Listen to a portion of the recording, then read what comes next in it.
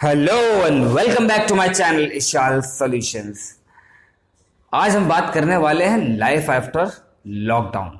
जिंदगी एक थम सी गई है और ये थमी है लॉकडाउन की वजह से और इस महामारी की वजह से जो देश में क्या पूरे विश्व में बहुत बुरी तरीके से फैला। कभी हमने सोचा नहीं था कि ये वक्त आएगा। इस जनरेशन को इतना ज़्यादा खालीपन और इतनी ज़्यादा बोरिंगनेस और इतनी ज़्यादा अजीब सी चीज़ें देखने को मिलेंगी, ऐसा कभी सोचा नहीं था। और सोचते भी कहाँ से, क्योंकि हमने कभी ऐसा देखा नहीं था और ऐसी बीमारी हमारे सामने नहीं आई। कुछ हमारे बुजुर्ग बताते हैं कि कुछ बीमारियां आई थी जिसकी वजह से महामारी फैली थी, बट इस लेवल की बीमारी कोई नहीं थी कि पूरा विश्व यानी कि वर्ल्ड एक साथ लॉकडाउन कर दिया जाए। वर्ल्ड थमा, इसके कुछ नुकसान भी हुए, कुछ फायदे भी हुए। नुकसान आप सभी लोग जानते हैं। नुकसान जिससे सफ़र करना पड़ा एक निचले तबके के लोगों को, मजदूरों को, और बहुत ज़्यादा उसके सफ़र से कुछ लोगों की तो जान इस बीमारी से नहीं, भूख की वजह से गई, पैदल चलने की वजह से गई। और कुछ लोग जो घर पहुंच गए उसके बावजूद वो परेशानियों का सामना कंटिन्यूसली करते रहे हैं और करते रहेंगे शायद जब तक ये लॉकडाउन है। लेकिन फायदा क्या हुआ? फायदा इसका सबसे बड़ा हुआ पूरे विश्व को। कल जब तक जहां तक हम निगाह मारते थे हमें फील होता था कि धुआं ही धुआं है। पानी देखते थे गंदा था, आज लेवल पानी का प्योर हो चुका है। गंगा जमुना सब प्योर हो चुकी हैं। एयर हमें एकदम प्योरिटी के साथ मिल रही है। और आसमान में जब निगाह मारो तो धूल का या धुएं का छोटा सा रेशे भी दिखाई नहीं देता। खैर, ये बात तो इसके फायदे और नुकसान की है, पर जब ये लॉकडाउन खुलेगा इसके बाद की जिंदगी क्या होगी और किस तरीके से स्टार्ट होगी, क्योंकि बहुत लंबे पीरियड से हम लोग खाली बैठे हैं। अब ये 3-4 कैटेगरी में इसको डिवाइड किया है मैंने। स्टूडेंट की एक अलग लाइफ होती है, बिजनेसमैन की एक अलग लाइफ होती है, कंसेप्चुअल बिजनेसमैन की एक अलग लाइफ होती है, एंड जॉब जो लोग करते हैं चाहे वो प्राइवेट सेक्टर के हों या गवर्नमेंट सेक्टर के हों, उनकी एक अलग लाइफ होती है। सभी की डिफरेंट डिफरेंट लाइफ है, डिफरेंट डिफरेंट मोटिव है लाइफ के, और डिफरेंट डिफरेंट वे है लाइफ को जीने के। इनकी आफ्टर लॉकडाउन किस तरीके से ये लोग फेस करेंगे सारी चीज़ों को, तो चलिए स्टार्ट करते हैं बिना टाइम वेस्ट करे। बात करेंगे सबसे पहले स्टूडेंट की। स्टूडेंट एक ऐसा कैरेक्टर है, मैं थोड़ा सा जनरल वे में आपको बताऊं तो स्टूडेंट एक ऐसा कैरेक्टर है जिसके अंदर ना चुलबुलापन और मस्ती कुछ ज़्यादा ही टूट कूट के भरी होती है, और होनी भी चाहिए। अगर ये इस एज में मस्ती चुलबुलापन नहीं होगा तो क्या बुढ़ापे में जाके मस्ती करेंगे? नहीं ना। यही एज होती है जब हम कॉलेज स्टूडेंट हो या स्कूल स्टूडेंट हो, जिसमें हम मस्ती कर पाते हैं, जिसमें हम अपनी लाइफ को जी पाते हैं। और लॉकडाउन खुलते ही ये जिएंगे वो लम्हे जो ये मिस करते हैं सबसे ज़्यादा। फास्ट फूड, गोलगप्पे, कोल्ड ड्रिंक, आइसक्रीम, ये वो घूमना फिरना, इस चीज़ के लिए सबसे ज़्यादा मिस कर रहे हैं इस वक्त स्टूडेंट। गर्ल्स खासकर चॉकलेट्स जो उन्हें डेली चाहिए होती थी, या फिर आइसक्रीम, गोलगप्पे गर्ल्स के फेवरेट, बॉयज के भी कुछ चीला, ये वो जो स्नैक्स, पिज्ज़ा, उफ, मैं पिज्ज़ा तो मेरा भी फेवरेट। और ठीक है, मिस कर रहे हैं ना। लॉकडाउन खुलते ही ये टूट पड़ेंगे। बीमारी के ख़त्म होते ही ये इस तरीके से इस पे टूटेंगे जैसे इन्होंने वर्षों से इस चीज़ को देखा ना हो। खैर, apart from this, the serious concern is study. Student का सबसे मेन पार्ट जो होता है मस्ती के बाद, वो होता है स्टडी, जिसे उसे सबसे ज़्यादा इम्पोर्टेंस देनी चाहिए और शायद देते भी हैं। जो लोग अपने फ्यूचर, अपने करियर ओरिएंटेड होते हैं, वो डेफिनेटली कभी भी स्टडी को अवॉइड नहीं करते। वो मस्ती भी करते हैं, बट स्टडी के साथ स्टडी भी करते हैं और मस्ती भी करते हैं। टाइम टू टाइम हर एक चीज़ वो करते हैं। तभी वो अपने लाइफ में सफल हो पाते हैं। अब स्टडी में स्टूडेंट सबसे ज्यादा सफर करेंगे अपने सब्जेक्ट के सिलेबस को लेकर, क्योंकि सिलेबस अब तक जहां तक मुझे लगता है कि हाफ सिलेबस कंप्लीट हो जाना चाहिए था, बट अभी तक स्टार्ट भी नहीं हुआ और सेशन अभी आने वाले वक्त में स्टार्ट होने के चांसेस भी 2 मंथ तक नहीं है, और है भी तो आपको लगता है कि एग्जाम से पहले सिलेबस कंप्लीट हो पाएगा? मुझे नहीं लगता, क्योंकि सिलेबस कंप्लीट यार कोई हवा में नहीं होगा यार, उसको उन कंसेप्ट को समझना भी होता है। बिना समझे अगर आप उसको रट्टाफिकेशन करोगे तो यार वो लाइफ में कभी आपके काम नहीं आने वाला। तो सबसे ज्यादा दिक्कत जो आने वाली है वो सिलेबस को लेकर आने वाली है। इन सब के ट्रिक्स मैं आपको बताऊंगा कि ये किस तरीके से हम लोग क्रैक कर सकते हैं, किस तरीके से हम लोग कम टाइम में ज्यादा से ज्यादा सिलेबस कंप्लीट कर सकते हैं। अब सिलेबस कंप्लीट नहीं होगा तो डर किस बात का होगा? एग्जाम में फेल होने का, और ये डर ही सिलेबस कंप्लीट नहीं होने देगा। एक्स्ट्रा नॉलेज को हमारे माइंड में स्टोर करने की तो दूर की बात है, वो हमारे सिलेबस की नॉलेज भी हमारे माइंड में स्टोर नहीं होने देगा। अब क्या किया जाए? क्या सोल्यूशन है इसका? सोल्यूशन है, डोंट वरी। सोल्यूशन क्या है कि अब क्या है, जब हम सिलेबस कंप्लीट करने की तरफ भागेंगे, हम लोग ना ज्यादा मटेरियल इकट्ठा करने की कोशिश करेंगे, नोट्स इकट्ठा करने की कोशिश करेंगे, बुक्स को कवर करने की कोशिश करेंगे। अगर हम इतना सारा मटेरियल इकट्ठा करने की कोशिश करेंगे तो हम अपना टाइम टोटल मटेरियल में ही, उसकी जो स्टडी मटेरियल्स होते हैं उसमें ही वेस्ट कर देंगे। ये नोट्स चाहिए, नोट्स बनाएंगे, ये अब नोट्स बनाने का टाइम नहीं है, अब टाइम है उन पर अप्लाई करने का। जो बने हैं ठीक है, नहीं बने हैं तो हम अपने टीचर से लेक्चर में जो पढ़ते हैं दैट्स कूल। लिमिटेड जो चीजों के साथ अगर हम स्टडी करेंगे तो डेफिनेटली हम अपने सिलेबस को कंप्लीट कर पाएंगे। और अभी सिर्फ और सिर्फ वक्त स्टूडेंट के लिए सिलेबस कंप्लीट करने का ही है। आप सोचें कि मैं जॉब की भी तैयारी करूं साथ साथ, जैसे करते हैं ज्यादातर स्टूडेंट, गवर्नमेंट जॉब की या प्राइवेट सेक्टर जॉब की, बट वो अभी पॉसिबल नहीं है और ध्यान ना ही दिया जाए तो बेहतर है। बेहतर होगा कि आप अभी सिर्फ और सिर्फ अपने कोर्स के स्टडी पर ध्यान दें, और जो ऑलरेडी कंपटीशन की ही तैयारी कर रहे हैं वो अपनी कंपटीशन की तैयारी कंटिन्यू रखें, उसमें कोई दिक्कत नहीं है। सेकंड, हम लोग बात कर रहे थे जॉब।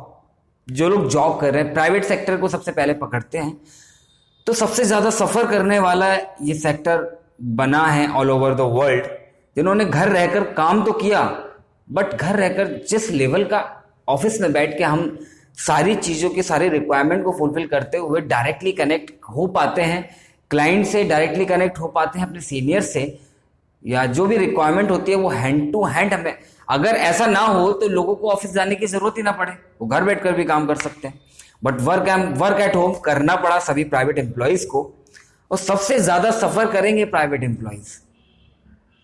सफर किस टाइप का कि सबसे ज्यादा जॉब्स जाएंगी आफ्टर लॉकडाउन प्राइवेट एम्प्लॉयज की, और जानी शुरू हो चुकी है। आप सभी जानते हैं कि प्राइवेट सेक्टर इस चीज को बेयर नहीं करेगा कि वो एम्प्लॉयज की सैलरी कैसे दे, और ज्यादा से ज्यादा एम्प्लॉयज को वो सोचेगा कि निकाल दे। सफर कौन करेगा? हम और आप।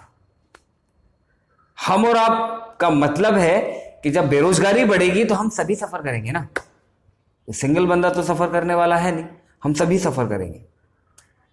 अब इससे बचने के क्या क्या तरीके हैं? तो इससे बचने के लिए हमें प्री प्लान होना पड़ेगा। हमें पहले से कुछ ना कुछ प्लान करके चलना पड़ेगा कि अगर मेरी जॉब जाती है तो व्हाट विल आई डू, क्योंकि अगले नेक्स्ट लॉकडाउन के बाद कंपनीज ओपन करने के बाद भी नेक्स्ट 5 to 6 मंथ तक मुझे नहीं लगता कि न्यू ओपनिंग आने वाली है। न्यू ओपनिंग मुझे नहीं लगता कि अब फिलहाल 5 से 6 महीने तक कोई भी आने वाली है। और जब न्यू ओपनिंग नहीं होगी तो जॉब ऑब्वियसली आप जॉबलेस हैं, और जॉबलेस से बचने के लिए कुछ ना कुछ आप प्री प्लान जरूर करके चलें साइड में, कि एटलीस्ट आप इतने दिन तक सरवाइव कर पाए। ऑलरेडी आप सरवाइव कर रहे हैं इस लॉकडाउन से, और आफ्टर लॉकडाउन भी कुछ एम्प्लॉयज को सरवाइव करना पड़ेगा। तो उसके लिए आप एक प्रॉपर प्लानिंग एंड स्ट्रेटेजी बनाएं। उनके लिए मैं एक प्रॉपर वीडियो लेकर आऊंगा, और मेरे माइंड में है कुछ थॉट्स, और I think it will works for you. तो मेरी नेक्स्ट वीडियो देखना ना भूलें। फिलहाल मैं मुद्दे की बात पर आता हूं। बात यह है कि प्री प्लान जब तक आप नहीं करेंगे तब तक शायद आप मिस आउट कर जाएंगे इन सारी चीज़ों को। देन कंसेप्चुअल बिजनेस वाले लोग, कंसेप्चुअल बिजनेस से मेरा मोटिव है लाइक लॉयर्स, इनका कंसेप्चुअल बिजनेस ही होता है। ये किसी प्रोडक्ट को बेचते नहीं है, ये कंसेप्ट ही बेचते हैं, लोगों की हेल्प करते हैं, बट उस हेल्प के बदले थोड़ी सी फीस लेते हैं। लाइक ट्यूशंस, कोचिंग सेंटर्स वाले जो हमारे टीचर्स होते हैं, they are also belongs from conceptual business. ये भी किसी प्रोडक्ट को नहीं बेच रहे, ये अपना टैलेंट बेचते हैं। और बेचना भी क्या, हम लोग आपको सिखाते हैं, उसके बदले आपसे अपनी मेहनत का छोटा सा हिस्सा मांगते हैं। ये बिजनेस पूरी तरीके से इस लॉकडाउन में फ्लॉप रहे, बिल्कुल बंद रहे हैं, क्योंकि ये ऐसे बिजनेसेस हैं जहां पे सोशल डिस्टेंसिंग मेंटेन नहीं की जा सकती।